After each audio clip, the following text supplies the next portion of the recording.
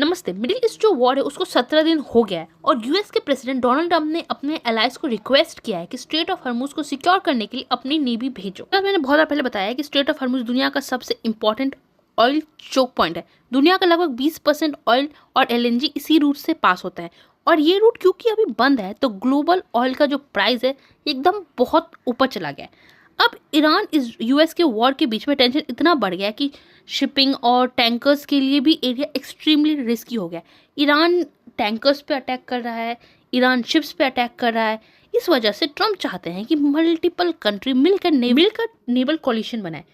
Trump ने कई countries को डायरेक्टली मैसेज दिया, China, UK, France, Japan, south Korea. उनका आर्ग्यूमेंट सिंपल था, जो कंट्री गल्फ ऑयल पर डिपेंड करता है उन्हें ही शिपिंग रूट को प्रोटेक्ट करना चाहिए।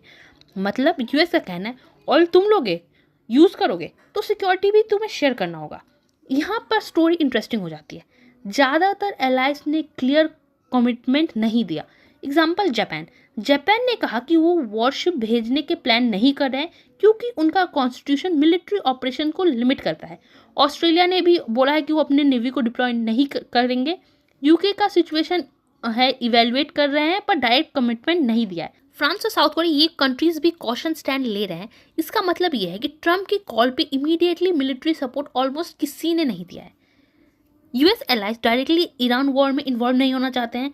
कंट्रीज को फेयर है कि अगर नेवी भेजते हैं तो ईरान के साथ डायरेक्ट कॉन्फ्लिक्ट हो सकता है। ट्रंप ने वार्निंग भी दे दी कि उन्होंने कहा है कि अगर एलाइज सपोर्ट नहीं करते तो नेटो का फ्यूचर वेरी बैड हो सकता है। साथ ही उन्होंने ये भी हिंट दिया है कि यूएस ईरान के ऑयल इंफ्रास्ट्रक्चर पर और स्ट्राइक कर सकता है।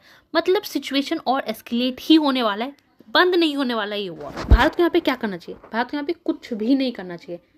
ईरान हमारे शिप को पास करने के लिए परमिशन दे, हमें और कुछ नहीं करना है। हमें डिप्लोमेसी से काम करना है, हमें किसी वॉर में उलझना ही नहीं है।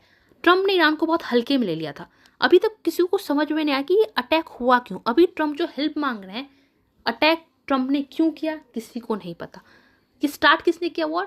ट्रंप ने खुद ये वॉर स्टार्ट किया। अब ये देखना बहुत इंपॉर्टेंट होगा, क्या नेटो और यूरोप आएगा ट्रंप का मदद करने? अगर यूरोप आता है मदद करने तो क्या ईरान यूरोप पर भी अटैक करेगा?